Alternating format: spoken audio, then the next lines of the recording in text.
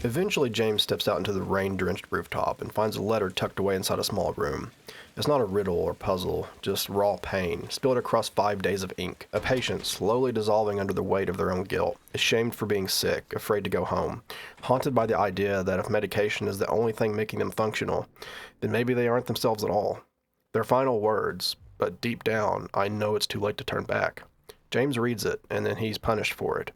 Pyramid Head appears, without a word, grabs him by the throat and throws him through the floor. No boss fight or screams, just an impact. That's the game's answer to empathy, because this isn't just someone else's story, it's James's story, reflected. And Silent Hill knows it. Pyramid Head isn't here to stop James from finding the truth. He's here to make him suffer because he found it.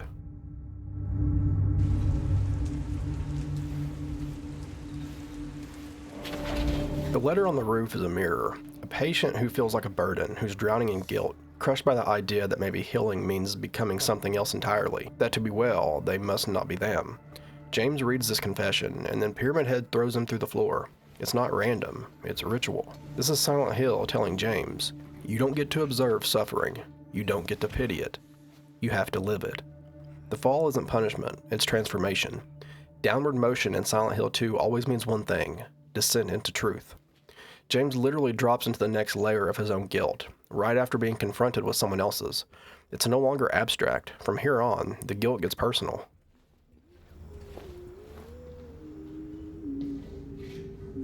Eventually, James catches up to Laura. She's humming to herself, sitting on the floor with a stuffed animal, calm, childlike, and distant.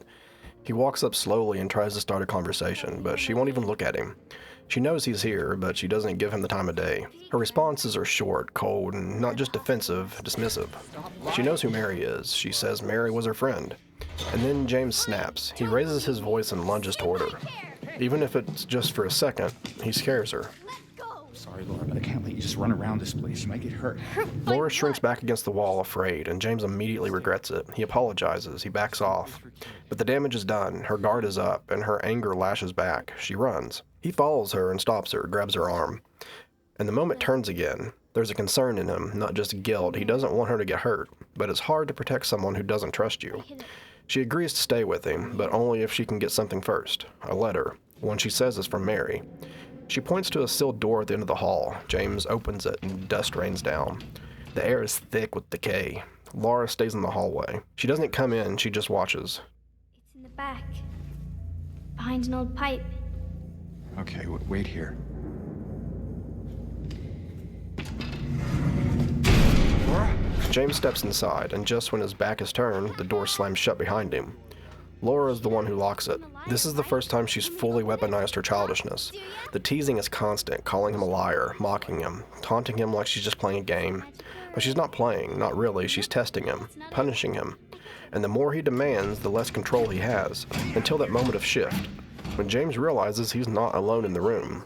He stops banging on the door, he hears it above him, and then something cracks from the ceiling. The trap wasn't hers alone. A big lying fart face. See a fart face? Laura! Laura!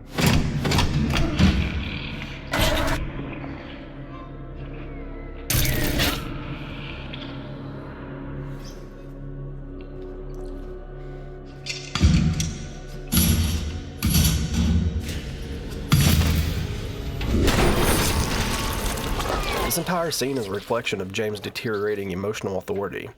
He tries to be the protector, calm and responsible, but the trauma is too raw, and Laura doesn't give him the dignity of control. She doesn't see him as an adult worth respecting.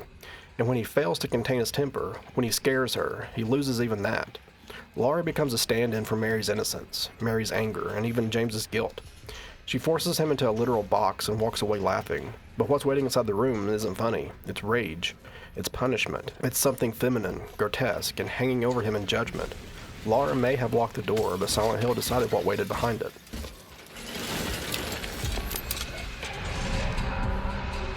Well, it drops into that room, a cage, swaying from the rafters. Inside it hangs a swollen, contorted figure, its legs dangling limply. Its torso glistens, slick, pale, stretched, but the worst part isn't the body, it's the mouth. A grotesque, yawning mouth, positioned right between its legs, and it's speaking without sound, accusing without words, and screaming in memory. This is Flesh Lips.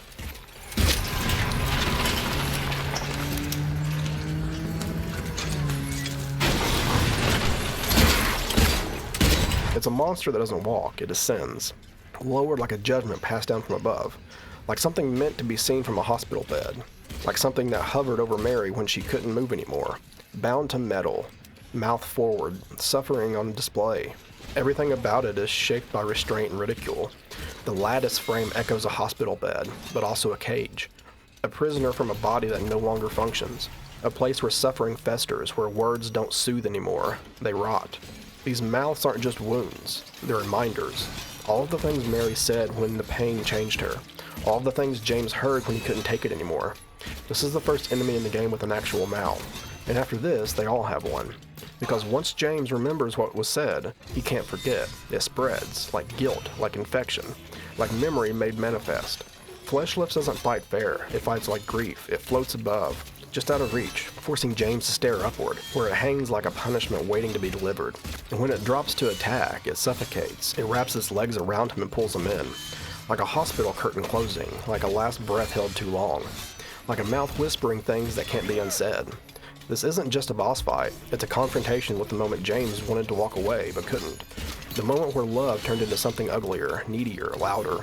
When caring for someone became exhausting, and when they knew, Mary knew. And this thing that hangs and screams without speaking is the echo of everything James can't stop hearing. You left her in that bed. You resented her weakness. You hated her voice. So now listen. Hear what you buried. Let her scream through every creature you meet. This is the first mouth. There will be more. We remembered what you said, and what you didn't.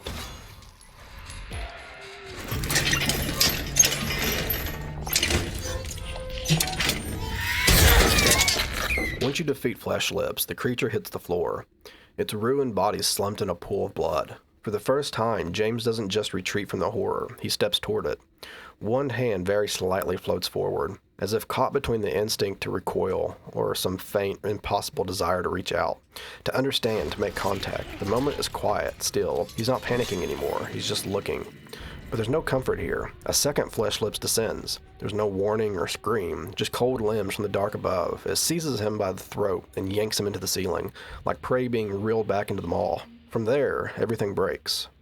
We see it all from James' perspective, laid back, vulnerable, helpless, being wheeled through the hospital as if he's once again become a patient, a body, a burden. His gaze is locked to the ceiling above. It's blinking between two realities, one clean and one rotted, one sterile, the other infected with rust and memory. The sirens scream through the air like metal regret, and cutting through it gently is Mary's voice, James. It isn't clear if she's calling for help or calling him back to answer for what he's done. The lights flicker faster, the ceiling flickers with them. Then only darkness.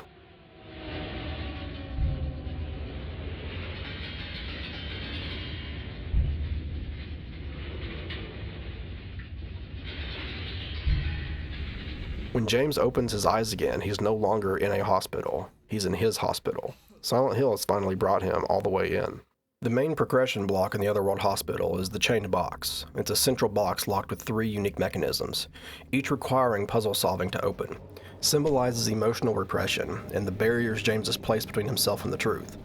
Each lock represents a form of psychological resistance. The combination cylinder, with the code 1622, a riddle that deals with perception and cognition, symbolizing James's confused memories and distorted thinking. The dummy eye key, requiring violence to extract, a lobotomy spike, a hammer used to disfigure a human-like object. This is James's subconscious acknowledging that to uncover truth, he must desecrate comfort, hurt illusions, and dig into something grotesque. And then the burn-coded keypad, 9659, a process that requires powering up a machine and branding the answer into the stretcher, suggesting that trauma has literally seared the truth into his mind and body.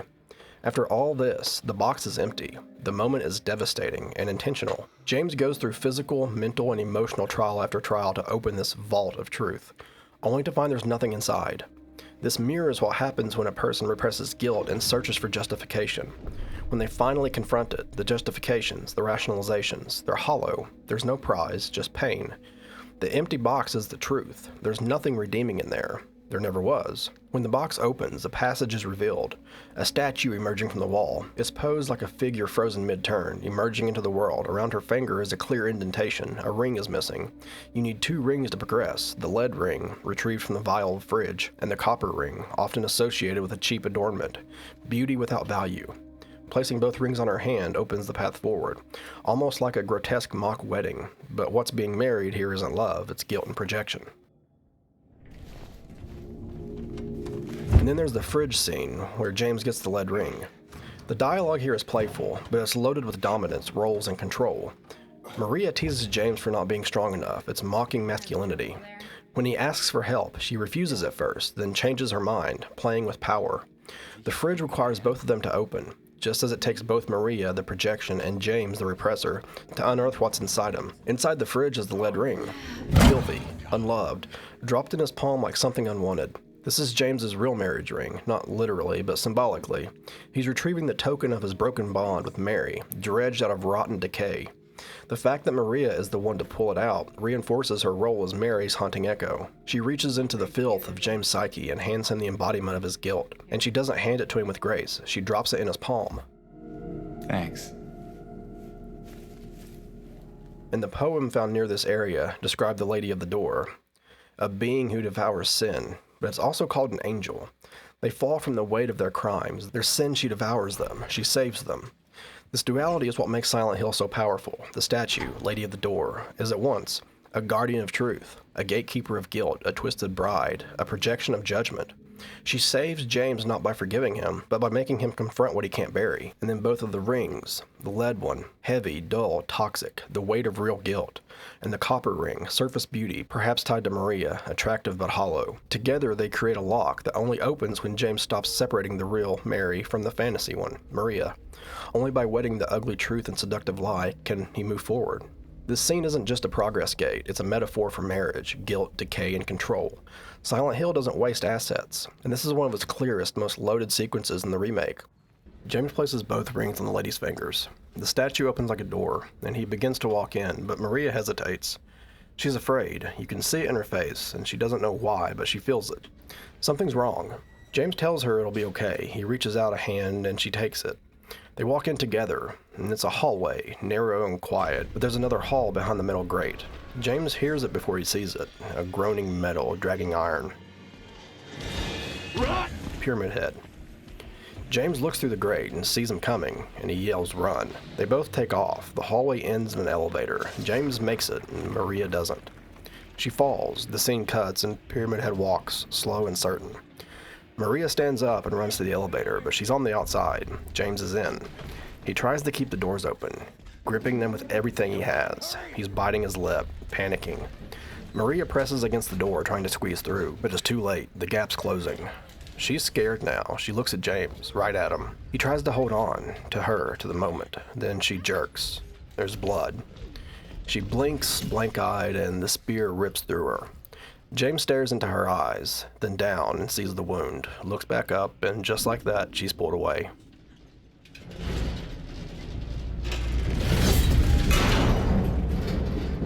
The door's shut, and silence. James drops to his knees, and he doesn't scream, he doesn't cry, he just stares. Then lowers his head, the screen fades to black, and when it fades back in, the elevator doors open. He hasn't moved. He sighs, and his shoulders sink, eyes closed. He's breathless. Then he opens them and slowly rises.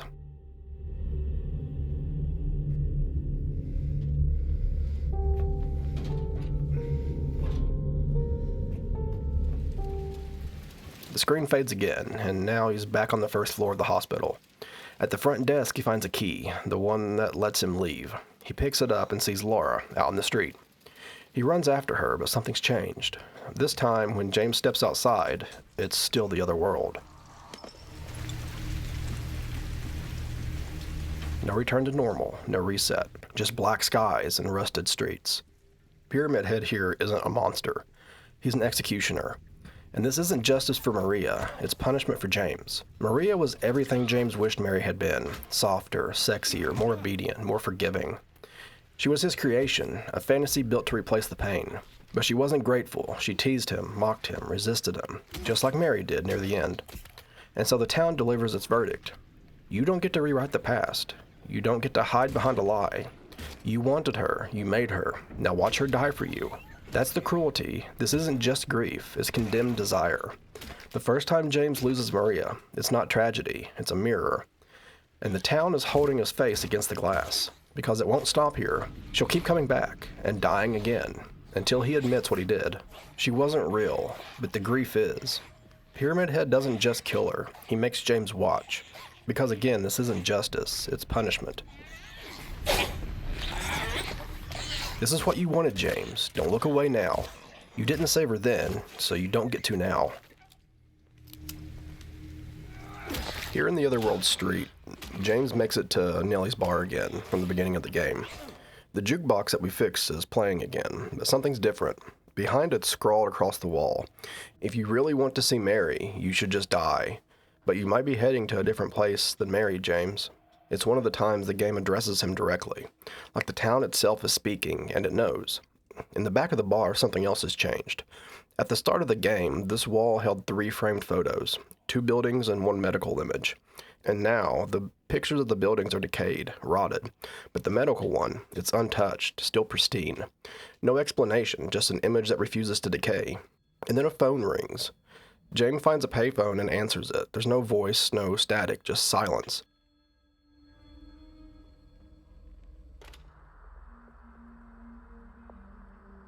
Hello?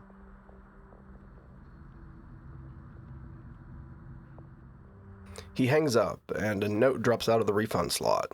Or perhaps you are a fool. The truth usually betrays people, you should know. The key is in the park, at the feet of the praying woman. The wrench will open the gate. The key will let loose the abyss. No signature, no hint of where it came from. But James doesn't hesitate. He starts walking towards the park. Because whatever the abyss is, he's already halfway into it. And for this world, what it means. Most of Silent Hill 2 shifts between fog and rust, but after Maria's death, the town stops hiding. The fact that James exits the hospital and the other world is still active tells us something simple but kind of brutal. His grief is now constant. There's no veil, no respite. Whatever happened in that elevator didn't just kill Maria, it broke something in James. This is the turning point where Silent Hill becomes a prison instead of a mirror. And in Nelly's bar, the message that was behind the jukebox. This is Silent Hill speaking clearly. It knows why James is here. It's testing him. If he truly wants to reunite with Mary, the town offers a solution. Death. But it adds a warning. You're not on the same path as her, not yet. This is the game's version of a fork in the road, but the only options are denial or damnation. And the framed photos in the back of Nelly's bar. At the start of the game, this scene is easy to ignore. I almost missed it when I went through it myself. But these 3 framed pictures, 2 architectural and 1 medical. Now in the other world, the 2 building photos are deteriorated, but the medical one remains spotless. The architecture pictures represents the world, and the medical image is Mary. As reality collapses, James' mind keeps Mary intact. Not as she really was, but a frozen ideal, unreachable and pure. It's not just preservation, it's denial. Grief that won't let itself rot. And the phone ringing, no voice answers. Only a written message appears after James hangs up. The truth usually betrays people. You should know. Silent Hill no longer speaks in riddles. The line is aimed directly at James's guilt. He's been chasing Mary, but avoiding the truth about her. And now the town is giving him the map to his next trial. The praying woman, the wrench, the abyss. Symbolically, this note is a suicide letter disguised as a scavenger hunt. Every item mentioned opens a gate, not to escape, but to descend further. Because that's the only way through this town. Down.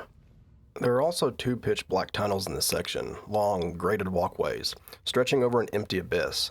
And if we stopped and looked down, we'll see them. Hanging in the dark below us are the mandarins. They don't chase James directly. They can't. They're not allowed on the surface. Instead, they cling to the underside of the walkway, long arms suctioned to the ceiling, bodies suspended over nothing. Mouths open, and all they can do is scream. Not to be attacked, but to be seen, to hurt. This is the first time we encounter them, and the timing isn't a coincidence. Because up to this point, none of the monsters in Silent Hill 2 have mouths. They don't need them. James isn't ready to hear anything, but after Flesh Lips, the boss, after confronting the echo of Mary in the hospital bed, everything changes. Now every creature introduced has a mouth. A way to lash out, to speak, to beg. The Mandarin doesn't say a word, but it wants to. The mouth motif isn't just about fear, it's about expression. Mary's anger, James' repression, all the things he refused to hear, now screaming from below. That's why the Mandarins are underfoot. The game doesn't show them to us, it makes us walk over them. James is literally stepping on the things he buried, his guilt, his grief, his shame. And they reach through the floor like they still remember how to hurt. The town doesn't let him look away. It whispers, quiet, bitter, and unrelenting. You didn't bury this deep enough, James. It remembers how to scream.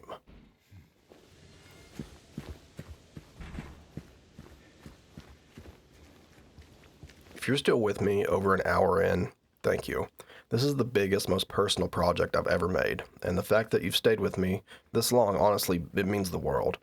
If you haven't subscribed yet and you want to help keep these videos like this going, now's the perfect time.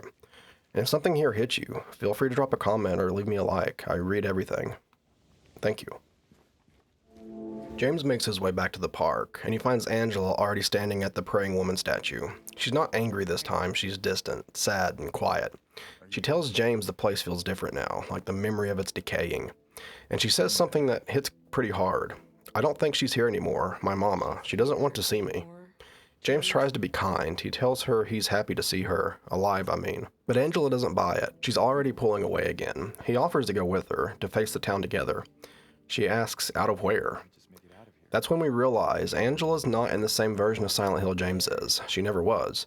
But it's James asking about the little girl that shatters her. You didn't happen to see the little girl around here, did you? A little girl? Yeah,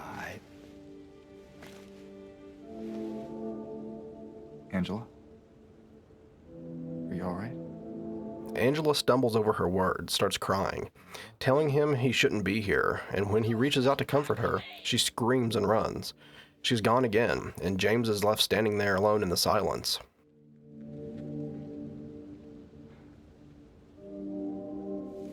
And then at the base of the statue, he digs and finds a small box. Inside it's another key, and a note from a doctor who knew something was buried there. I knew, but I did nothing. I wasn't looking for truth, I was looking for tranquility. If you still do not wish to stop, I pray the Lord has mercy on your eternal soul. James pockets the key. The next door's waiting. The praying woman statue here, it's not a coincidence. Angela's drawn to it. Prayer here symbolizes both hope and desperation. It's a monument to submission, to begging for something beyond your control to be forgiven or saved or simply acknowledged. Angela stands before it like she's reaching for something sacred, but she's not praying. She's realizing whatever she was hoping to find, her mother's love, redemption, a way out. It's not here. I don't think she's here anymore. My mama doesn't want to see me. This isn't just sadness, it's abandonment. Angela's whole existence revolves around feeling unwanted, unloved, and cast aside. The statue becomes a reflection of that. Then her reaction when James asks about Laura, when James mentions the little girl. Something breaks Angela. It's subtle at first. She fumbles her words and then begins to panic, crying, begging James to leave. This isn't about Laura directly. It's a trigger. It forces Angela to remember her own childhood, what was taken from her, the innocence she never got to keep.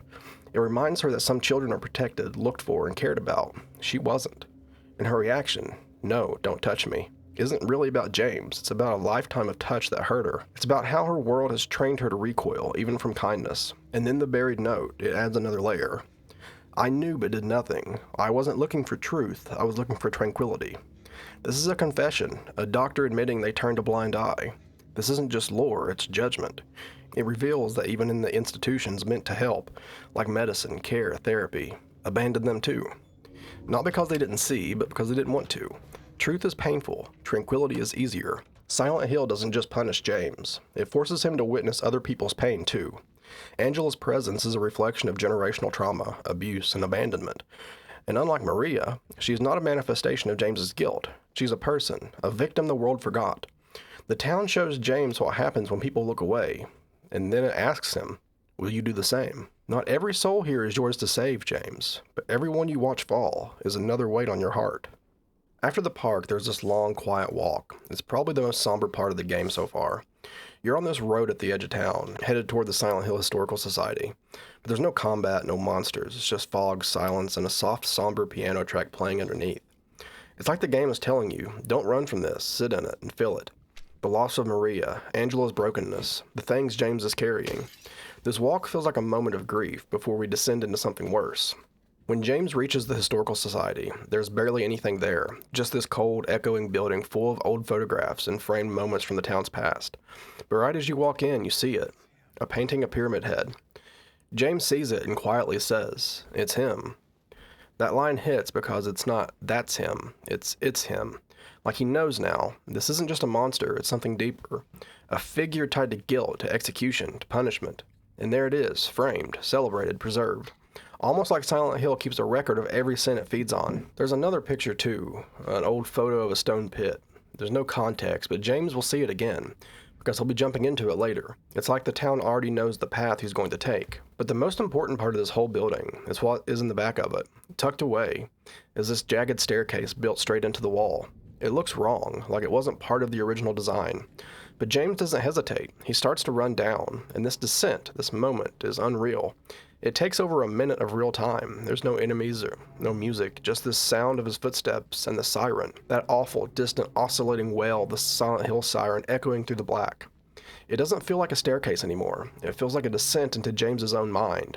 A place below guilt, below reason.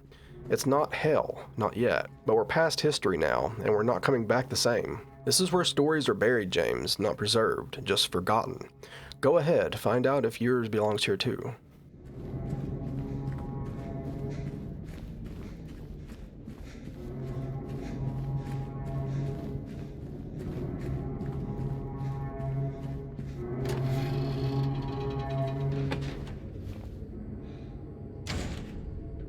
After that endless staircase, James finds himself in a place darker, colder, and more isolated than anything we've seen so far. The Toluca prison. There's not really a build-up or transition, just the staircase, and then you're there, in a place that feels forgotten even by Silent Hill. This is where the town sends people to rot. The air is stale, the sound is muffled, even the monsters are different down here. But before we really explore the prison, something else starts to happen. James comes across a pit. No ladder, no clue of how deep it goes, just a hole in the ground. And he looks at it.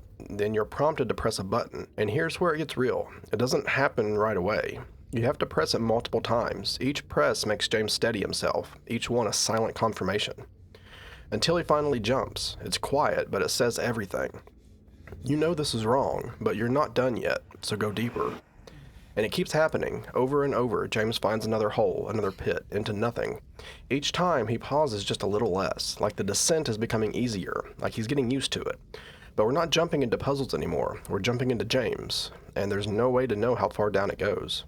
The pits, they aren't just holes in the ground. They're descent rituals. Each one represents James going deeper into his own psyche, deeper into denial, guilt, and memory. And because you have to choose to jump, sometimes with multiple confirmations, it stops feeling like a game mechanic and starts feeling like confession. The town isn't forcing him. He's doing it himself. Every pit is James saying, yes, I deserve this. Yes, I'll go further.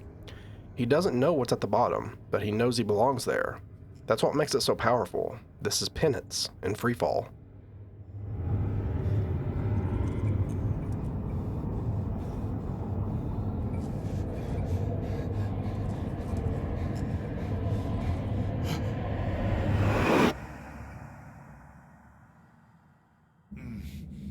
James drops into one of the pits and lands in what looks like a decrepit cafeteria.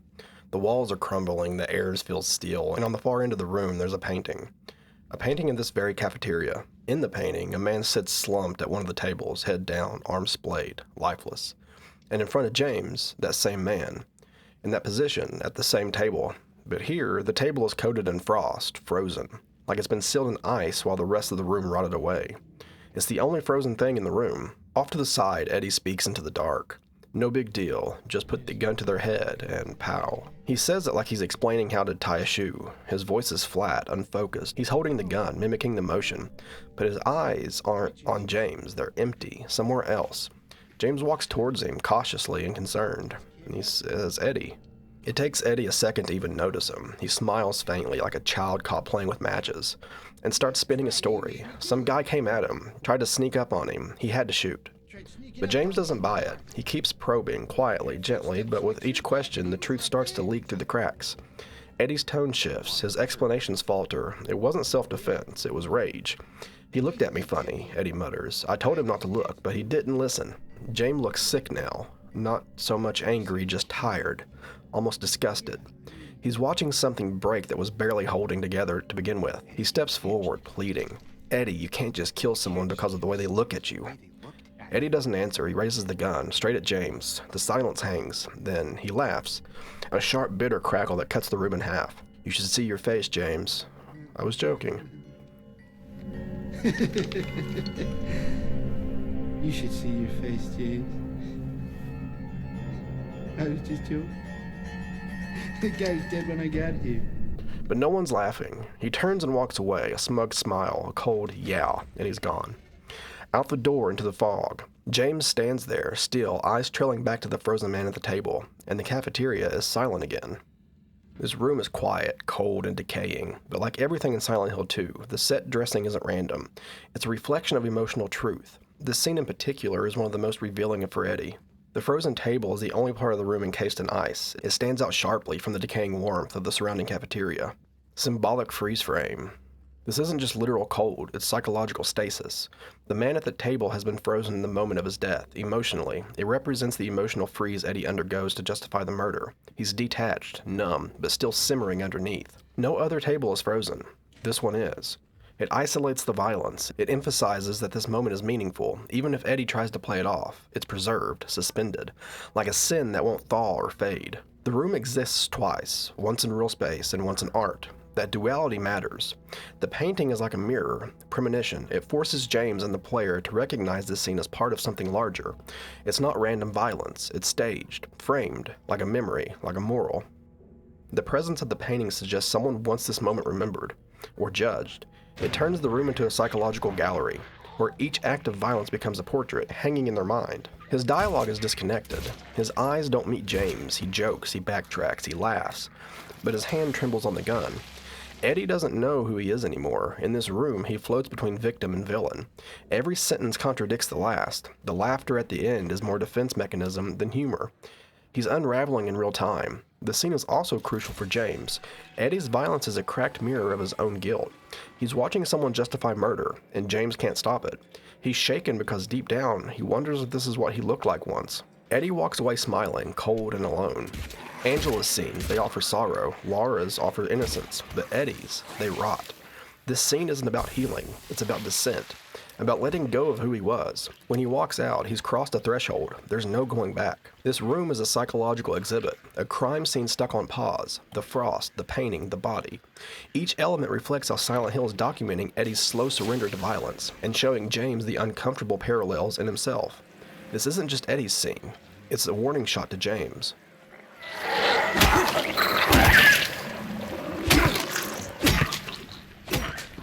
The main progression puzzle in the prison is the scale puzzle. It's in the prison yard. James finds a strange set of scales, hidden under a white cloth like it's something sacred, or something shameful. Underneath are 4 symbols: a headless snake, a hornless ox, a wingless dove, and an eyeless boar. Each one mirrors a different section of the prison. And just like those 4 rooms, each of these animals is missing something essential. The puzzle here isn't about weight, it's about imbalance. Something is wrong with each one, wrong by design. And the scale itself can't tip forward until you point it toward the right kind of wrong. Mechanically, the puzzle forces you to experiment, move the indicator, watch how the prison reacts. It's slow, ritualistic. You're not solving for logic, you're solving for guilt. Each mutilated animal reflects a broken part of James, or someone in this town. The headless snake is knowledge without awareness. The body acts, but the mind is cut off. Like James repressing his memory while counting forward. The hornless ox, strength without aggression, a creature built to carry burdens but unable to fight back. Reflects James's passive guilt, bearing emotional weight but never confronting it. The wingless dove, peace without freedom, a symbol of purity and hope, but grounded, trapped, unable to fly. It could represent Mary's illness. Her peace came only through death. And then the eyeless boar. Hunger without direction, a mindless push forward, consuming, stumbling, blind. It could be the town's judgment, or James's grief trying to push through it. No matter how you interpret it, every creature is broken, just like the people who end up in this town.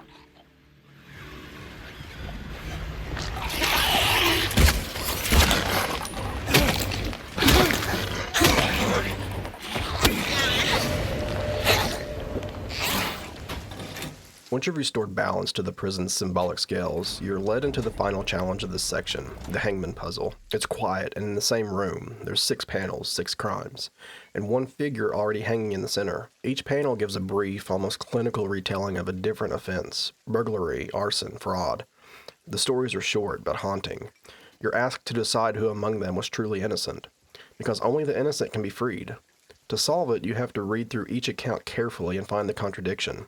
The moral failure isn't in the text, it's in you. How fast you're willing to condemn someone you don't understand. If you choose correctly, James pulls the right rope, and the path forward opens. If not, you're dropped into a trap, punished with combat and forced to climb your way back out.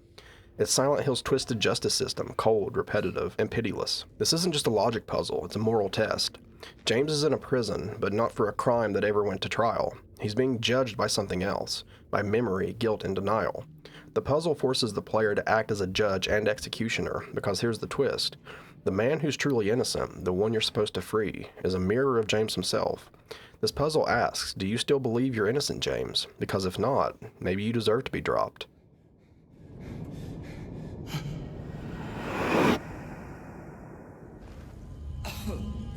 Right after this, there's a layered pitfall sequence, 3 consecutive drops before reaching the liminal hallway.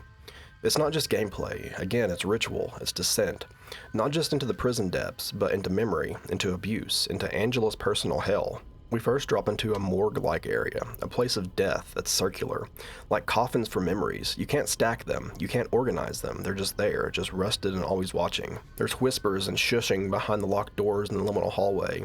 Reflects secrecy, shame, abuse that's been behind mental walls. And when James tries to enter one of them, the silence demands, don't speak, like it always has. Angela's trauma is buried deep. This descent mirrors James falling, not into the town, but into her world. The door covered in newspapers is a twisted reflection of where we first met Angela, but it's not about the mirrors this time. The first room we seen her in asked her to look at herself. This room is where the trauma looks back. Doors covered in newspapers block truth. It's how she copes, by covering everything up. But James walks through anyways, and so does her past. This isn't a memory, it's a reenactment. Good, I promise. Tell him I'll be good, please. Angela? Angela, it's me. No, please.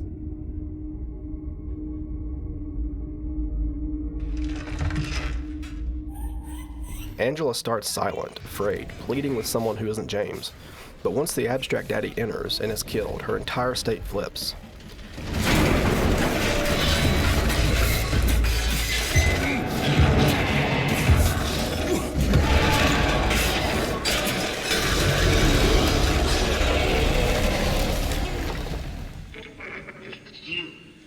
Make you sick. Care of you. All these years. The TV, a symbol of denial. Each time you destroy it, the trauma reanimates. It's a powerful metaphor. You can't kill the past until you confront it. And then when she attacks the body after you defeat him, kicking, smashing the TV over the corpse, it's an eruption of long repressed rage. The kind that doesn't aim to survive, the kind that needs to destroy. When James reaches to confront her, he makes the same mistake so many others did. Treating her like someone who needs saving. She rejects it. Not because she hates him, but because she's already been failed too many times. Angela's words become laced with accusation. You're only after one thing, go ahead, say it, or force me. She projects her father onto James. Not out of delusion, but because every man becomes him in her trauma loop. Her pain is always on repeat. She's stuck in it. Go ahead. Say it. Or you could just force me. Like he always did.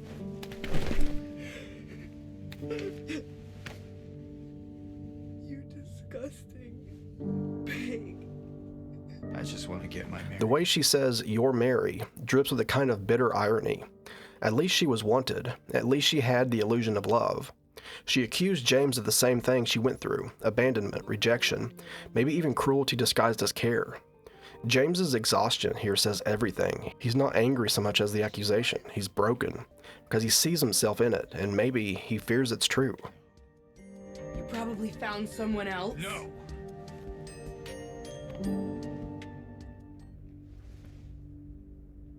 I never. She walks out, crying and defiant. James doesn't follow. He just says, "I never." Not a defense, a whisper, a prayer. He's not sure if it's true. He's not Angela's abuser, but he is a man who hurt someone he loved. And in that moment, he realizes how close the line really is. Angela's not asking to be saved. She's asking to be believed. And James, he's starting to wonder if he deserves belief either. This isn't a cutscene, it's a collision. Two broken people trapped in different kinds of memory. She's spiraling, and he's sinking. And the town just watches. The creature we fight here, in Angela's liminal room, isn't just a boss, it's her trauma, made physical, twisted, inescapable. Abstract Daddy is shaped like two bodies fused in a sexual position, pressed into a flesh-covered bed frame.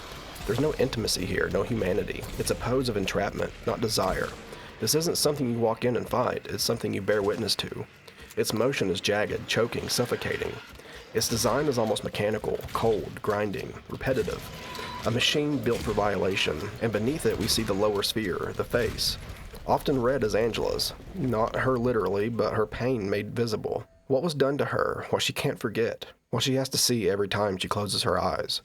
And because this monster was born from James's guilt, he can't see it for what it really is.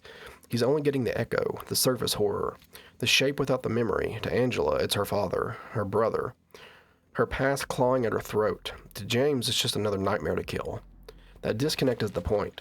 She's not crying when she smashes the TV and beats the creature to death. She's punishing it, screaming at it, trying to reclaim something that was taken from her again and again and again. And in that moment, just for a second, we're not looking at a monster. We're looking at a survivor who fought back. You disgusting pig. I hate you. I hate you.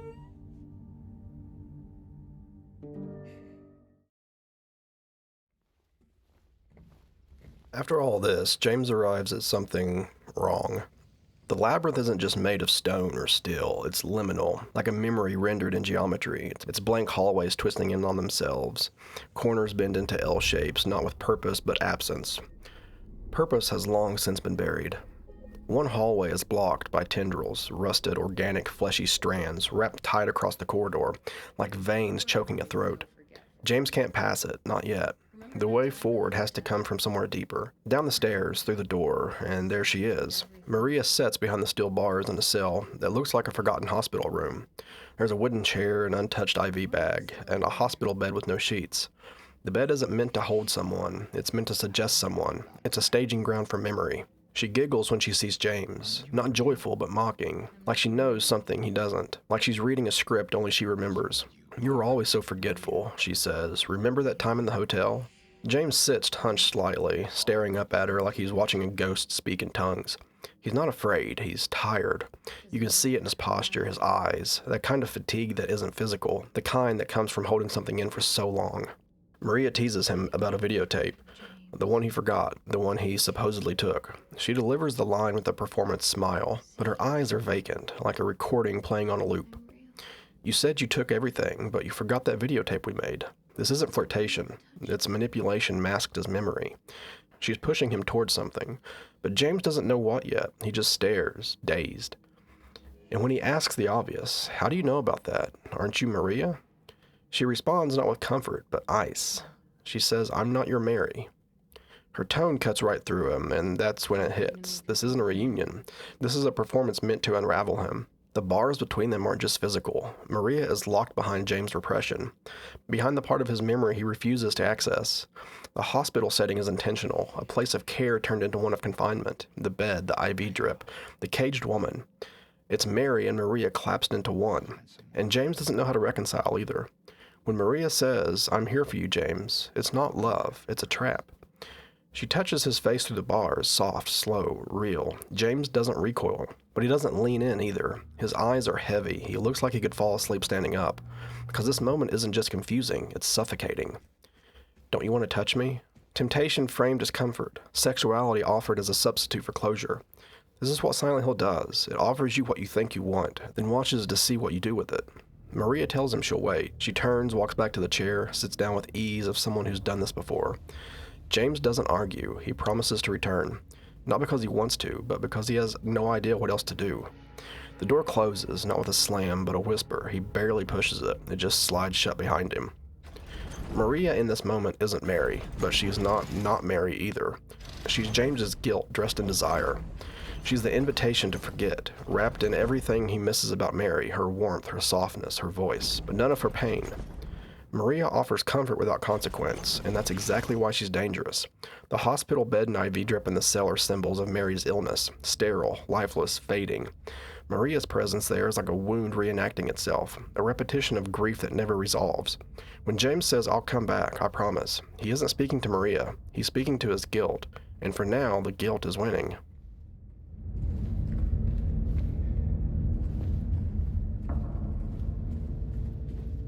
Right outside the room of Maria, a structure waits, towering, cold, almost mocking. A massive cube, peppered with doors and windows, floats like a godless puzzle box. It's not just geometry, it's symbolism given mass. And there's another cube on each side, faces, symbols. One of them is the Levay cross, a mark sometimes mistaken for evil, but really just standing for separation, isolation, and will. Others appear to be alchemical glyphs, transmutation, rot, death, rebirth. All things James is experiencing, but backwards. The cube isn't just a puzzle, it's James himself. A rotating series of faces, pieces of identity, none of them whole. To move forward, he has to align those pieces. Not because the game demands it, but because his mind does. Once aligned, James is given a choice of descent, a red door, a green door, or a brown door. The first door we choose is the green door, the rotten area. This entire segment plays like a wound that won't close. Everything here is wet, putrid, raw. The walls pulse, the fluids bubble. This is the part of grief you can't wash off, the smell of it, the touch of it. James finds a fridge full of bile, something that once preserved life, now turned rancid, inside it a can of lighter fluid. Tools buried in decay. There's a hole in the wall, oozing red liquid. He sticks his hand inside and finds a lighter wick, like pulling function out of flesh. A cubicle, a single clean desk, chair, and a computer surrounded by rot. A symbol of routine amid horror. Bureaucracy and hell. Inside the drawer is an iron key, stability, but rusted. The key leads to a bathtub, boiling with an unknown liquid. His hand sizzles when he touches it. Grief isn't just emotional here, it's chemical. He turns a valve and the tub erupts. From that violent splash, he salvages a lighter piece, and then piece by piece he assembles the lighter, a spark, quite literally, in the darkest, filthiest corner of this nightmare. He uses it to ignite the rope suspending a fleshy hanging mass. Like burning away an umbilical cord tethered to the past, it drops, a hole opens, and James jumps.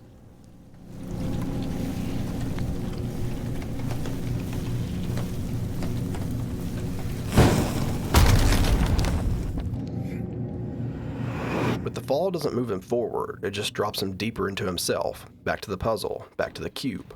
Just a new layer down. The cube represents James' fractured identity. Each face and symbol is a facet of his guilt, memory or falsehood. He must align them to find cohesion. The rotten path symbolizes the sensory revulsion of grief and repression. It's the smell, the touch, the boiling sting of what he refused to clean. The little office in rot is bureaucratic normalcy in the heart of horror, a hint of how normalized trauma becomes when left untreated. The bathtub echoes earlier motives of cleansing, but this isn't water, it burns. Forgiveness here hurts. The lighter, a flicker of control, but not enough to escape, just enough to drop deeper.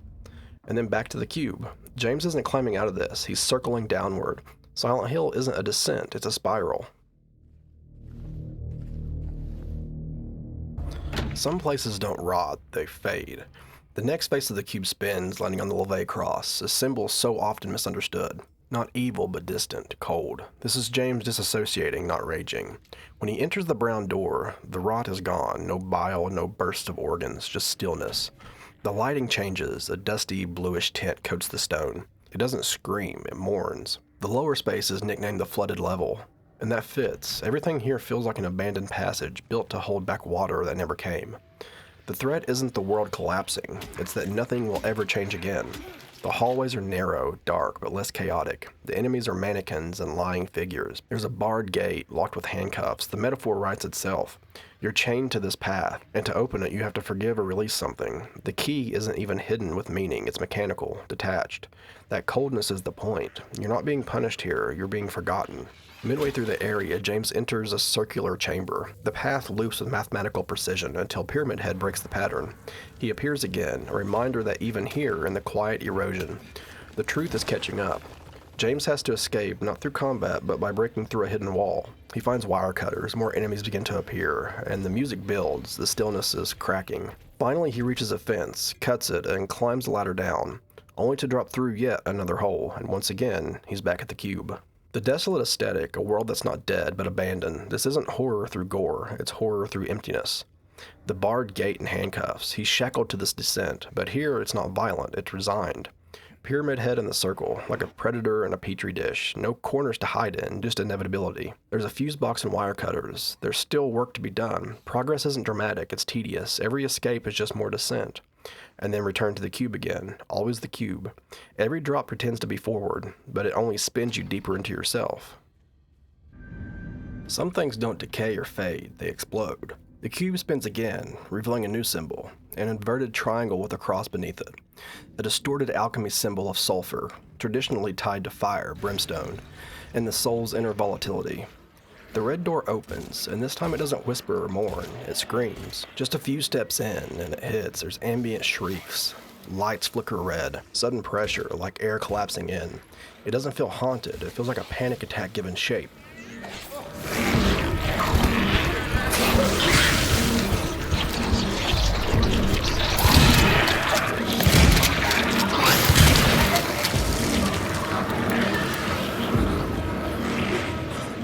The world tearing at its own seams. This is a space of trauma not remembered, but relived, on loop. James is sent back to a familiar room, the red-doored chamber from the apartments. The first time we saw Pyramid Head violate another creature, the red door, it's there again. He touches it. Mechanical whirring, oscillating drones, screams, 5 enemies burst into life. It's too much, too fast, too loud, too familiar. And then again, another hallway. The walls crumble, the same red room. But this time it's more destroyed. Then again, more enemies, louder, worse. A trauma loop that escalates, each cycle destroying more of what was left. You start to lose track of which loop you're in. That's the point.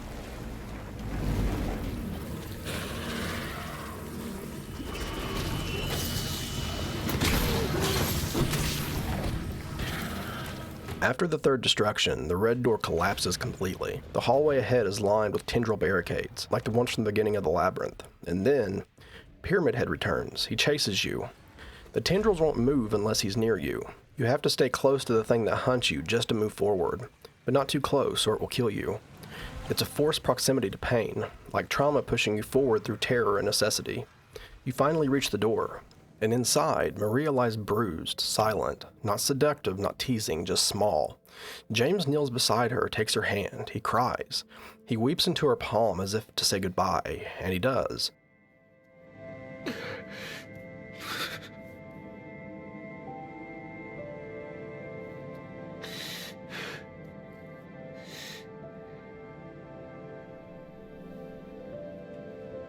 His face shifts, his eyes move, scanning memories. It's like he's remembering something real, some other bedside, some other hand. He stands. He doesn't say Maria, he says Mary. The inverted triangle in the cross, the sulfur, brimstone. A symbol of inner combustion, the soul exploding inward. James is no longer burying anything, he's burning through it. The trauma loop room. The red lit room is not just repeated, it's worsened each time. Trauma doesn't return clean, it piles on, it compounds. Every loop degrades James further.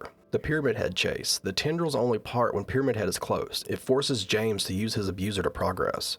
It's the most literal metaphor in the game of how trauma keeps us bound. The red door falling, a symbol of a barrier finally breaking. After cycling 3 times, the memory no longer loops, it crashes. The cell bar is blown outward. Something with Maria broke out. Nothing broke in to hurt her. This isn't the moment James accepts his guilt, but it is the moment something cracks. He called her Mary, and for a moment, maybe she was. The red descent doesn't just represent rage or pain, it represents collapse. This is the moment James's internal world breaks beyond repair, and for once, maybe that's what he needs. The cube, the same prison that held the truths James couldn't face, is shattered now, lodged into its wreckage, Pyramid Head's blade. But when James reaches for it, it's not wielded with the control Pyramid Head had. It drags behind him, a weight almost too much to bear. This isn't a sword. It's a half of a giant pair of scissors, and maybe it's not Pyramid Head's blade at all. Maybe Pyramid Head never gave it up. Maybe this is James's half. It fits. How he stumbles under it, how every muscle strains just to pull it through the writhing wall of tendrils. It's the physical embodiment of guilt, grief, and weight.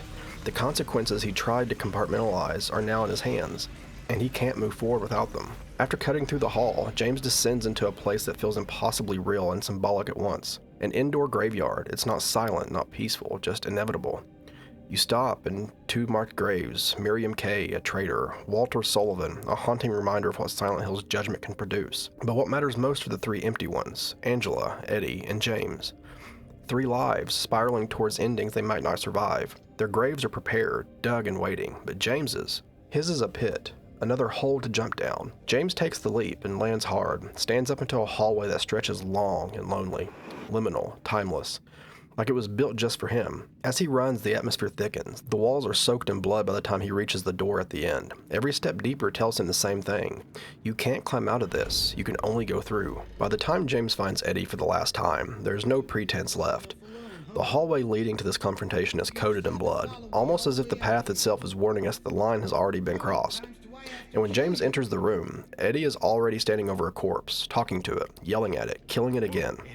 Eddie doesn't acknowledge James at first. He's somewhere else, in a loop, repeating the same angry taunts he heard his whole life. But this time with the gun in his hand. The monster in this scene isn't Eddie's appearance, or any mutated boss. It's his belief that the only way to silence the voices in his head is to return the violence, to become what they said he was. You gonna cry, fat ass? You gonna run to your mama? Waste of skin? Why don't you just kill yourself? Dead. And a corpse can't laugh! And after he unloads bullet after bullet into a corpse that can't fight back, we finally see how far he's gone. And James, still trying to reason with him, gets caught in the crossfire of Eddie's collapsing identity. You want to talk down to me some more? That line hits like a slap. Because Eddie isn't just seeing James, he's seeing everyone who's ever belittled him. His perception has fractured so deeply that James becomes just another sneering face in the crowd. Another voice mocking him from the dark. And when Eddie screams, "Shut up," gun shaking in his hand, it's not just at James, it's at the echo, at himself, at the part of him that knows he's lost. What makes this confrontation so horrifying isn't the bullets, it's the empathy. Eddie still feels human here. He doesn't want to be this way, but he can't stop. And James, for maybe the first time, realizes what that means. That this town isn't just filled with monsters, it's filled with people breaking under the weight of their own lives. And then James punches him. It's not just an action hero moment, it's messy, desperate, and it hurts James too, his hand physically, and maybe something else emotionally, because he knows what he's doing isn't helping, it's just surviving. And Eddie responds with something chilling. "Don't get all holy on me, James. This town called you too." That line is the dagger, because Eddie's not wrong. Silent Hill is a place that drags people into their own guilt, fear, and trauma. It molds itself to them, and in that way, Eddie and James are the same, but Eddie has chosen violence as the only answer. And when he says, "You're about to find out," that's not a threat, it's a prophecy. The boss fight that follows isn't just gameplay, it's James versus what he could become. The shaking reticle isn't a bug, it's James' conscience. His hesitation, his humanity. The fact that throughout this whole game he's not killed another person before, and now he has to, or he dies. And the arena, a freezer, a place of meat, cold, lifeless, brutal. Every choice in this scene reinforces the same truth. This isn't just a fight, it's a reckoning. Silent Hill doesn't just make monsters out of trauma, sometimes it makes corpses.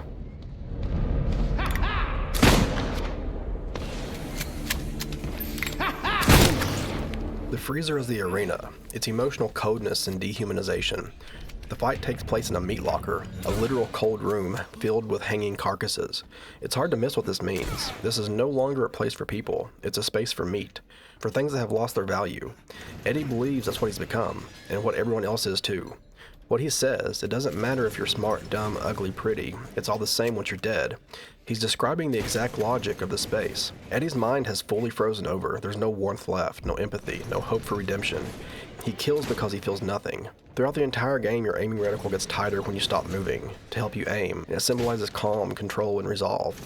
But in this boss fight, for the first time and only time, the reticle shakes. James is physically unable to steady himself. Not because the mechanics change, but because he has. This is the first time James is fighting a person, not a monster, not a symbol. A living, breathing human, who until moments ago was someone he shared conversations and quiet scenes with. The shaking crosshair reflects guilt, doubt, fear, and the realization that killing Eddie isn't just a necessity, it's a choice that will stay with him. Eddie is James, if James gave up on empathy. If he surrendered to bitterness and rage, the way Eddie justifies his violence, "They laughed at me, they deserved it," is terrifying because it's familiar. It's the same kind of narrative people build when they can't cope with being hurt. When the world makes you feel powerless, telling yourself you're right to strike back, it can feel like the only power you have left. But James doesn't want that, and this fight forces him to kill that possibility inside himself to move forward. This isn't just about stopping Eddie, it's about refusing to become him. The freezer is small, visibility is low. You can't always see where Eddie is or where the next shot will come from. The lack of clarity mirrors James' emotional state. He's scared, disoriented, and no longer sure who's right or wrong. He doesn't want to fight, but he has to. That tension is what Silent Hill feeds on, and by ending this boss fight in a room where meat hangs like trophies, with frost choking the air and blood on the ground, we understand Eddie's fate. He becomes exactly what the town convinced him he already was, just another body and just another loss. When Eddie dies, there's no music cue or triumph, no celebration, just silence. Because this wasn't a victory, it was a warning.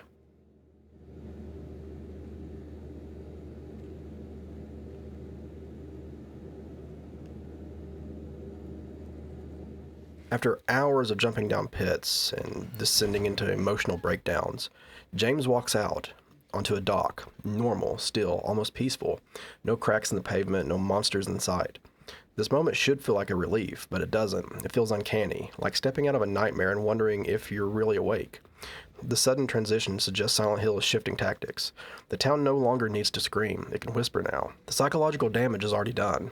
This is James' liminal reset, the illusion of peace before the final trial. Its next sequence directly mirrors the fairy tale from earlier. A woman stands on the far shore with a candle, and the man rows across the fog to reach her. It's not just foreshadowing, it's prophecy. James is rowing across Toluca Lake, chasing a light he thinks will lead to Mary. It's the first moment in the game where he's actively pursuing, not escaping. He's seeing the light and rows towards it, unknowingly re-entering the deepest part of his guilt. The lake represents the threshold between repression and remembrance. The water is thick with symbolism. Stillness is denial, fog is uncertainty, and light is false hope, or clarity, depending on what James is ready to face. This isn't just a hotel, it's the final vault of memory. It's where the truth is stored, both emotionally and literally, in the form of the videotape. Silent Hill has stripped James bare. The hotel is the final test, and can he face what he already knows? From flesh to frost to fog, this entire journey has been one long descent, and now he's here.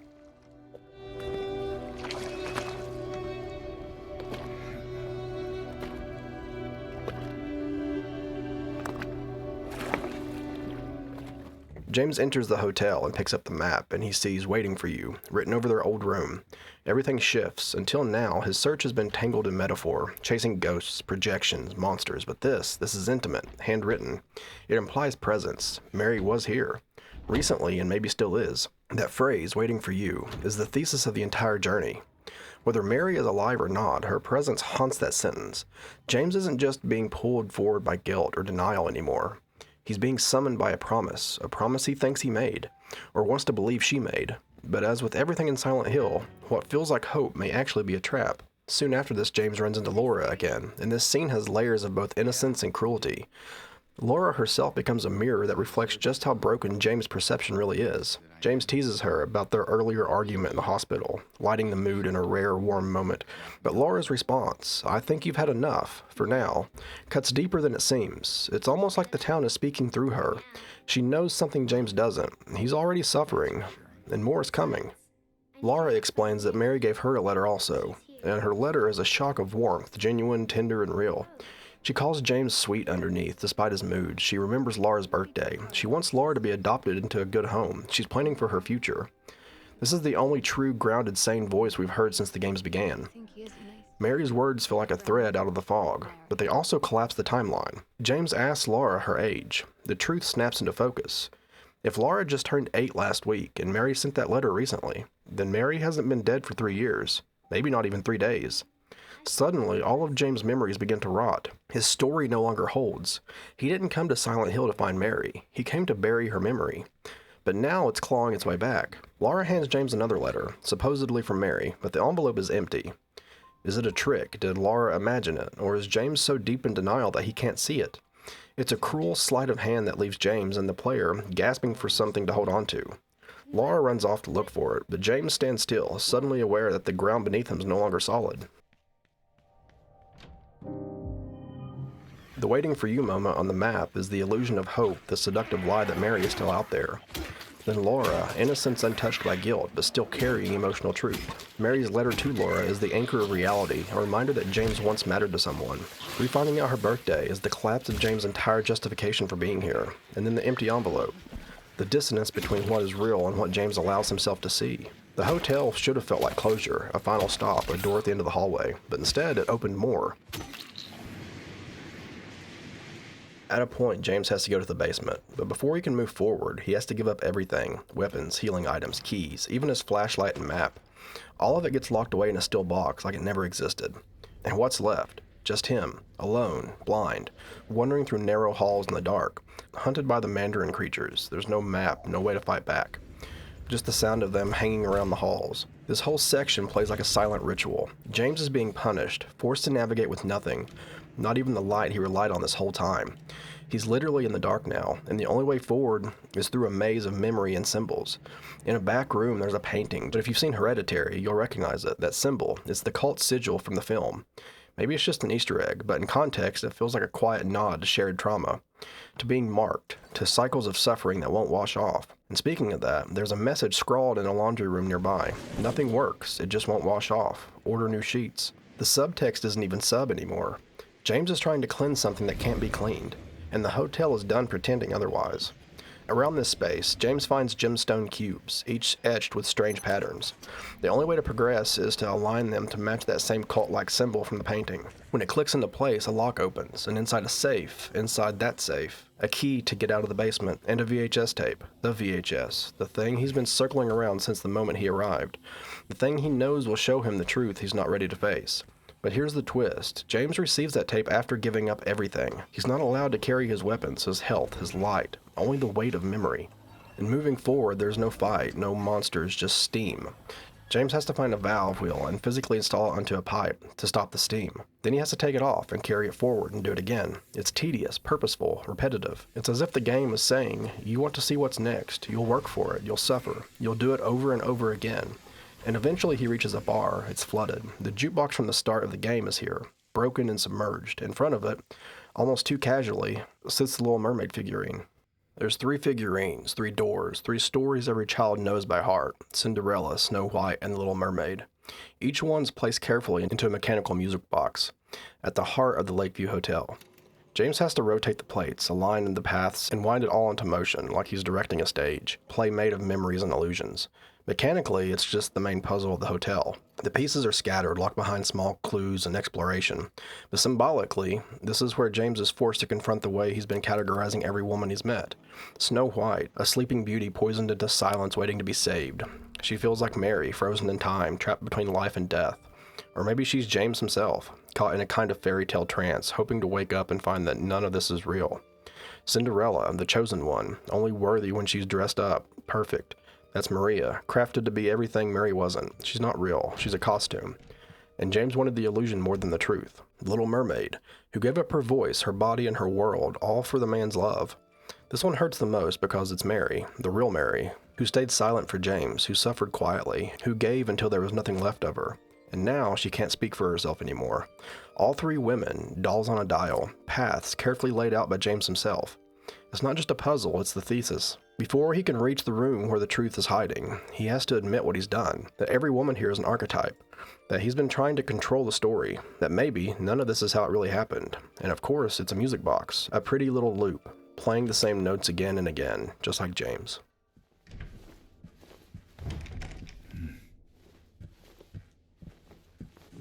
James makes it to their old room, and as soon as he opens the door, the music box stops playing. The fantasy ends. No more riddles, no more metaphors, just a television, a VHS player, and the truth. James sits down in the chair, like he knows what's coming, but still hopes it won't.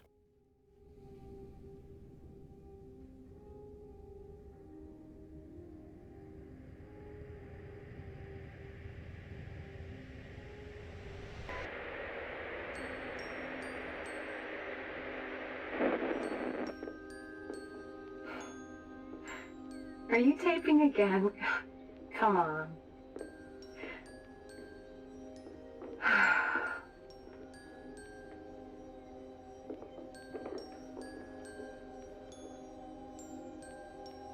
I don't know why, but I just love it here. It's so peaceful. You know what I heard? This whole area used to be a sacred place. I think I can see why.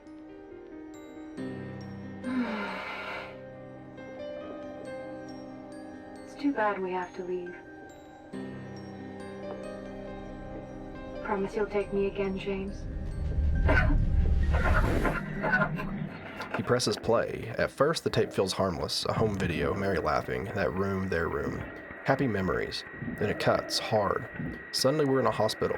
There's no cameraman, no context, just a cold, static view of Mary's room, and James inside it. Then it flickers back to laughter, back to warmth. Then another flicker, then another. The edits get faster, like James's mind is splitting open frame by frame, until finally he sees it. We see it.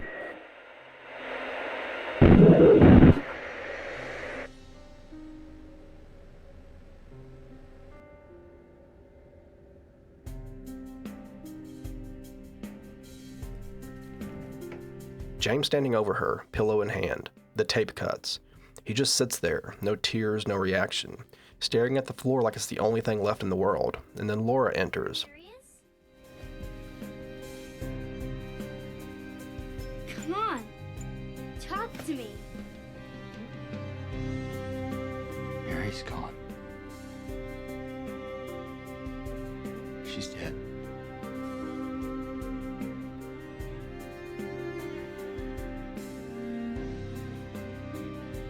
Liar. That's a lie. No. It's the truth.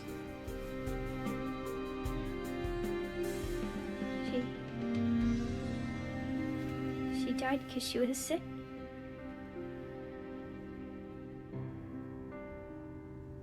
I killed her. She's confused at first, then hurt, then furious. She asks where Mary is, and James tells her the truth. He says he killed her. Laura screams that she hates him, that Mary loved him, that she wrote him letters, that she was kind, and underneath all of James' bitterness, he was too. And all he can say is, the Mary you know, she's not here. Laura runs. The camera holds on James for just a moment longer. And then the world changes. The carpet turns to rust. The light turns to rot. He's still in the chair, but the Lakeview Hotel is crossed over. James hears something through his radio. Mary's voice. Distant, weak, but real. She says he's close. Tells him not to give up. And for the first time in hours, he has hope. Mary?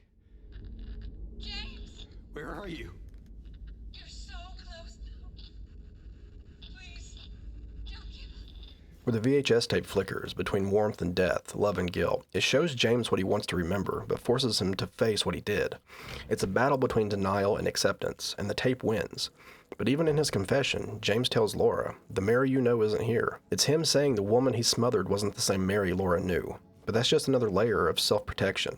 The truth is, he couldn't handle the weight of her suffering, and now that guilt has reanimated her in this town. The tape just laying in the hospital room. That absence is intentional. This isn't just a recording, it's a mirror. A metaphysical playback of memory. James is forced to see himself as he really is. No delusions left, no static to hide behind. The town gives him a playback device, not for nostalgia, but confession. The fact that he carries the tape through puzzles and monsters, and even lets go of all his items just to hold on to it. It's like carrying his sin, a relic of the moment everything ended.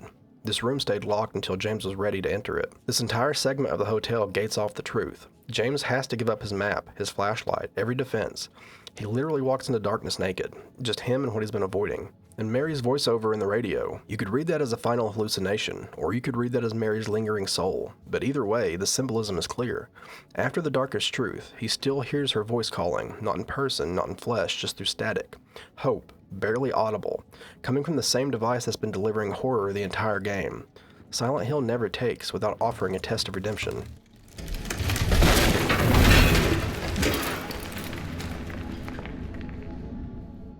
In this version of the hotel, there's a clock that sits on a table. And the fact that that clock shows the same exact time you used to solve the earlier apartment puzzle is almost certainly intentional. Back then it was mechanical, solve the puzzle, open a door, but now it's an echo. This isn't just the time. It could be the time James killed Mary, or even more painfully, the moment he had made the decision. Not when the pillow dropped, but when he looked at her and decided she wouldn't get better, that she was done suffering, that he was. Hour, minute, and second hands as doors. In the apartment puzzle, each hand represented a door to a different path. Now at the end, those doors are gone. The hands are fixed. The path has already been chosen.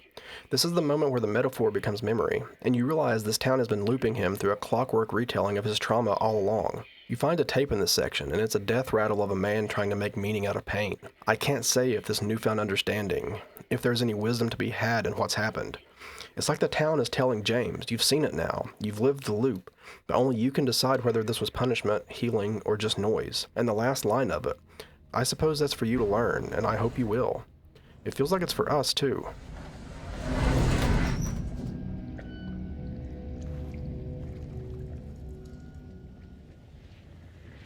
Eventually, James opens the door in the basement, and there it is. Not a corridor or a room. It's a staircase on fire.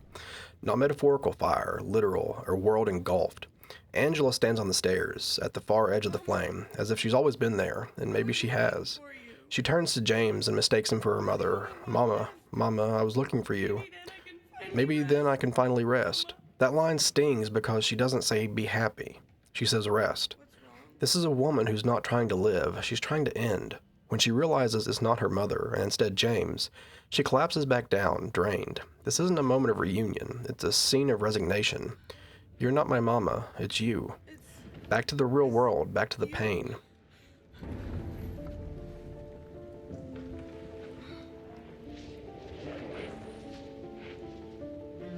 Sorry, Angela.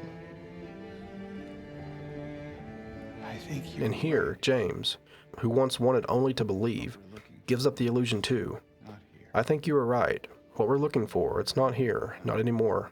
Angela thanks him for helping her earlier, but the line that follows cuts deep.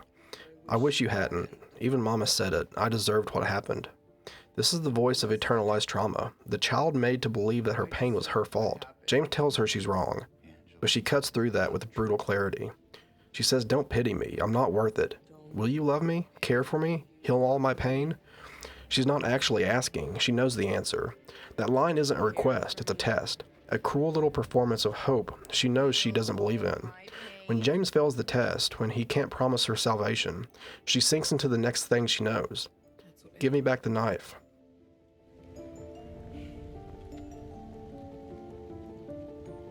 James.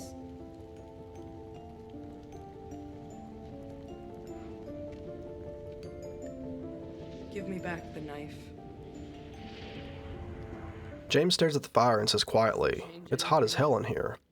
Angela stops, turns to him, and for a brief second, they see each other. You see it too? For me, she says, it's always like this. That line is everything. This is Angela's Silent Hill, not rust, not monsters, but constant fire. Every step she takes is through flame. What we've seen as metaphors are normal. Her everyday pain made manifest. And then she walks away up into the fire, not screaming, not rushing, just going home. Angela's story isn't about monsters or vengeance. It's about living in a fire no one else sees. And the only time anyone notices is when it starts to burn them. James sees the flame now, but Angela's always lived in it. She doesn't scream, she doesn't beg. She just walks into the fire, because what else is there? When even hope is something you have to test people with, just to be sure they'll fail.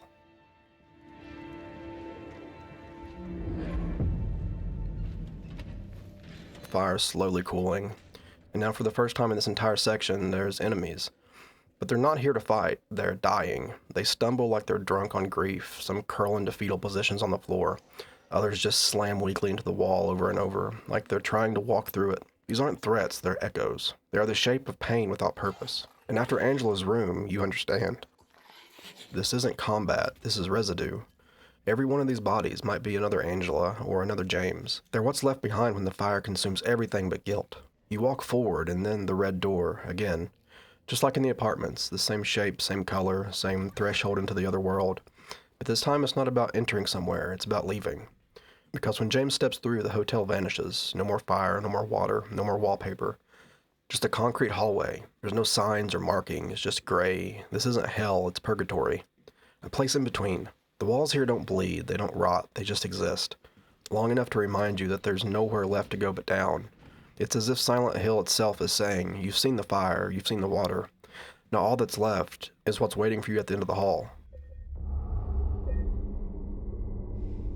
And there on the wall is the red sigil, the 3x3 square, the save point. The thing we've seen a dozen times, but this time it's different. James isn't looking directly at it. His body faces it, but his eyes wonder. He's no longer sure he wants to remember. Maybe he's no longer sure if he deserves to. Because this isn't a checkpoint anymore, it's a confession booth. One last moment to say, Am I ready to be judged?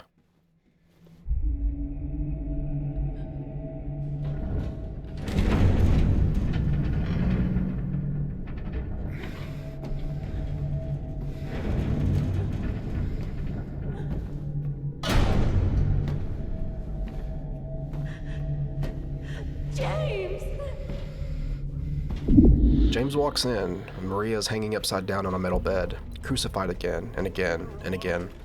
But he doesn't cry for her this time, he screams, "Leave us alone."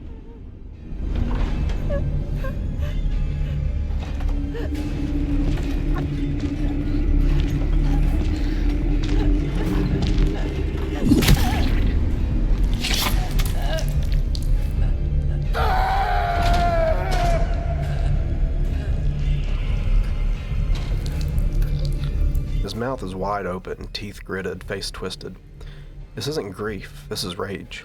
But not toward the pyramid heads, it's rage at himself. Because he's finally figured it out, he kneels and punches the ground, not in mourning and self-hatred. Maria is dead again, and it's his fault again. Because she was never real, just a projection, a fantasy, a way out, and he knows it. So when he says, "I know what you are now, I know why I needed you, but it's all over now," he's not talking to Maria, he's talking to Silent Hill itself, to the illusions, to the lies, to the thing inside him that wanted comfort instead of truth. Now there are the two pyramid heads, not one, but two. Why? Because James isn't just confronting a monster anymore, he's confronting his own split conscience. One half wanted to forget, the other half wanted to be punished. So Silent Hill gave him both. These aren't just monsters, they're executioners, and James says, "I'm ready." That line hits harder than any scream because it's quiet, it's resolute. There's no music cue, no dramatic posture, just acceptance, and the boss fight begins. Even the combat here reinforces the symbolism. You're not killing Pyramid Head. You're surviving long enough for them to realize their job is done. Eventually they stop and they take their own lives. That's not a victory, it's closure.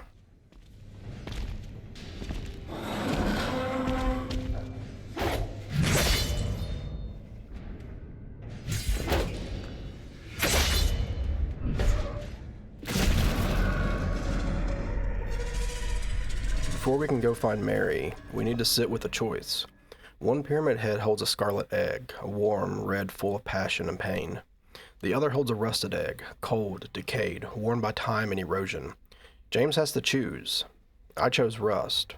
Why? Because at this point in the story, he's not clinging to love anymore. He's clinging to truth. Scarlet is what he wanted Mary to be. Rusted is what she actually became in his mind. Sick, hurting, bitter, and alone. The egg is the final key to his own mind, to what he tried to bury. The hallway after, this isn't just a hallway. It's a tunnel of all the things he heard and didn't want to hear. Mary's voice comes from the dark. "What do you want, James? Flowers? I don't want any damn flowers. Just go home already." There's pain here, but it's not cruelty. It's grief. It's shame. It's a woman trying to die with dignity and failing over and over again. And James couldn't bear it. So he turned this voice, her voice, into a monster he had to silence. But now, he's listening. Her lines spiral from rage to despair to begging. That spiral is everything. This is what terminal illness does, not just to the body but to the soul. "Look at me. I'm disgusting. I'm no use to you anymore. It'd be easier if they just killed me." The line that cuts deepest is, "Why are you still here? I told you to go. Are you deaf? James, wait. Please don't go." Wait. Please. Don't go. Don't leave me alone. I didn't mean what I said. Please. Tell me I'll be okay. Tell me I'm not gonna die. She didn't mean it, none of it. But James couldn't tell the difference, so he left, or maybe worse, he stayed just long enough to end it. "Please tell me I'll be okay. Tell me I'm not going to die. Help me." That's not just a line from a video game. That's a real woman begging the person she loves to say something. Anything to make death feel farther away. And James heard it. He heard it all. That's what this hallway is. It's not a flashback. It's a haunting.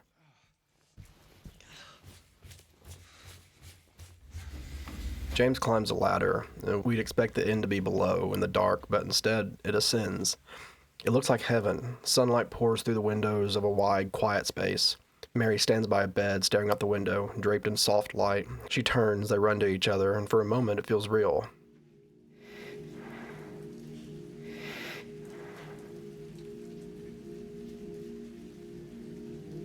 Mary?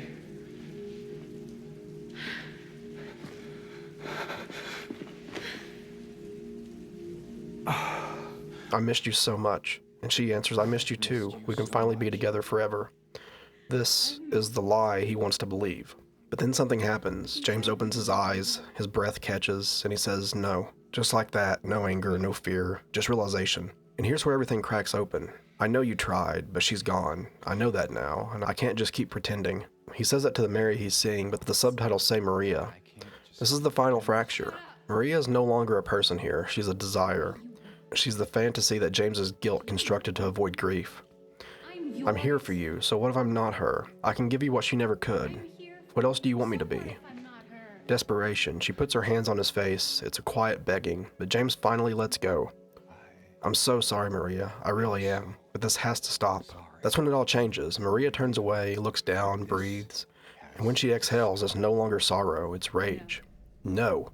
The warmth drains from her face, and she screams, I won't let you do this to me. I won't let you go. I can't. I can't.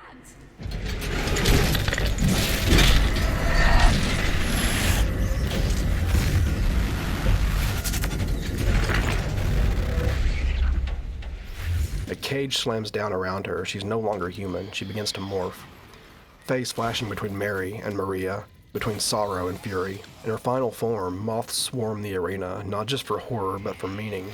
Moths mean rebirth, transformation, obsession. Maria's final form is not just a monster. It's the last mask James has to kill. His fantasy, his guilt, his hope that there was an easier answer than the truth. Every time she shifts between Mary and Maria, we're reminded.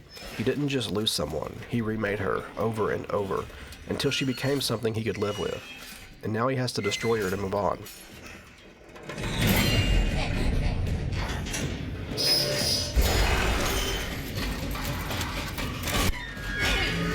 After the last hit, she falls, but the game doesn't end. You walk up, and you still have to shoot her.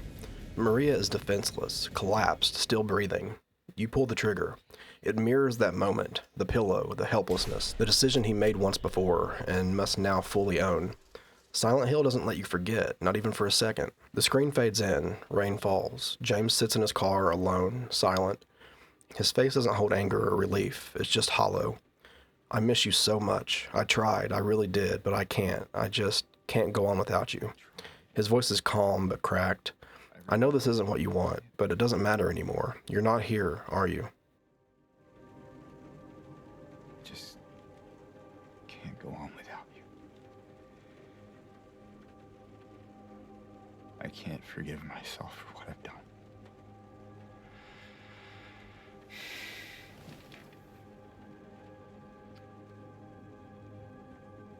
I know this isn't what you would want. But I guess it doesn't matter anymore. You're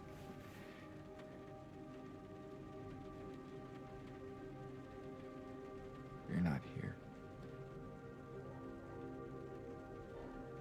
Then he looks in the rearview mirror, not at the road, not at the town, at himself. His eyes clench shut, he fights the tears, and slowly he turns to look in the back seat.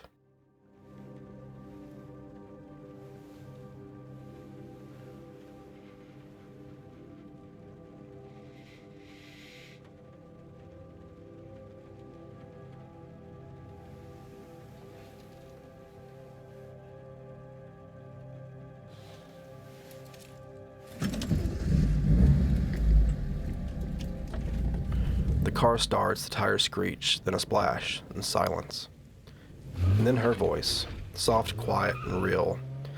In my restless dreams, I see that town.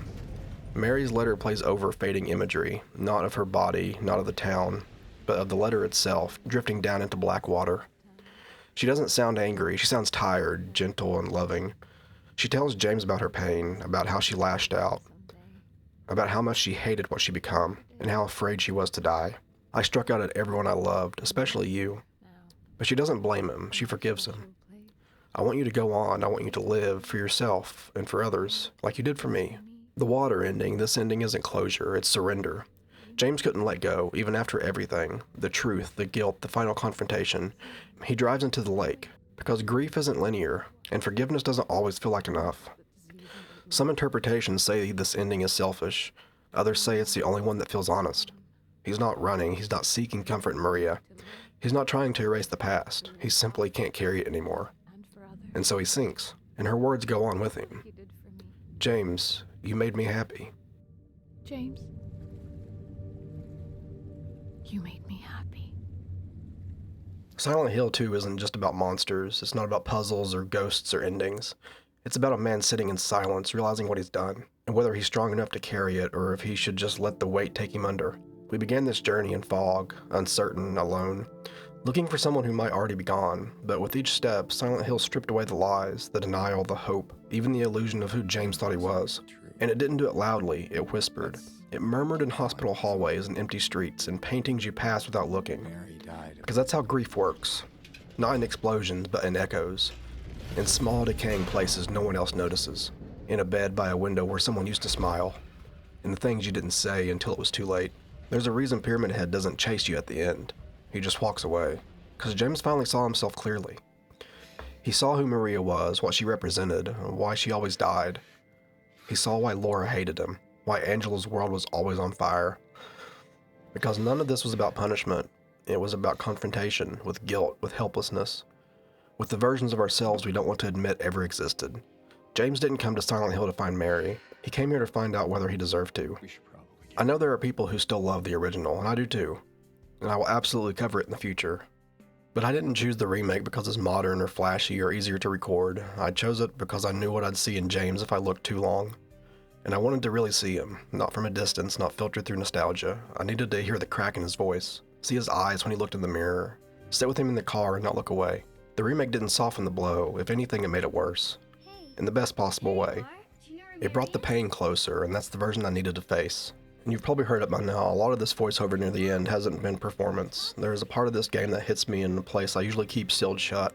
I'm no stranger to grief or regret, or walking through a world that's burning, while others around just see a hallway. Silent Hill 2 understands that kind of silence, that kind of weight. And if you've ever felt it too, then maybe this wasn't just a video for you. Maybe it was a kind of letter. James made mistakes, and so did Mary, so did all of us. But in the end, even if forgiveness isn't always possible, understanding might be. That's what this game's about, not healing, not fixing, but facing it, owning it, and deciding what to do after. Even if the town never forgives you, even if you don't. And maybe, just maybe, someone like James or someone like us can walk it. I killed her.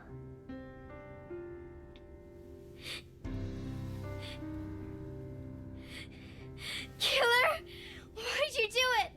I hate you! I want her back. Give her back to me. I know this video is way longer than usual, but for this game it had to be. There was no other way to tell this story, not without doing it justice, not without honoring what it meant to all of us. And no, this isn't a switch to modern games. Jake's save room will always be about the past, the overlooked, the forgotten, the ones we almost lost. But if you did enjoy this one, if you want to see more videos like this from time to time, I'm open to it. Because some stories, they just don't care when they come out. They just need to be told right. I also want to apologize for how late this one is. I meant to have this up days ago, but the deeper I went, the more I realized I just couldn't rush it. Thank you for being patient. And if you've made it to the end, I don't have the words. I can't explain how much it means that you stuck through all this. That you sat with James, that you sat with me, be real for a little bit. But thank you. If you connected with this video, if you want to see more stories like this told with care, please consider liking the video, subscribing, or leaving a comment. It helps more than you know, and it keeps this whole vault alive. But as always, I'll see you all later. Special place. What could she mean? This whole town was our special place. Could Mary really be?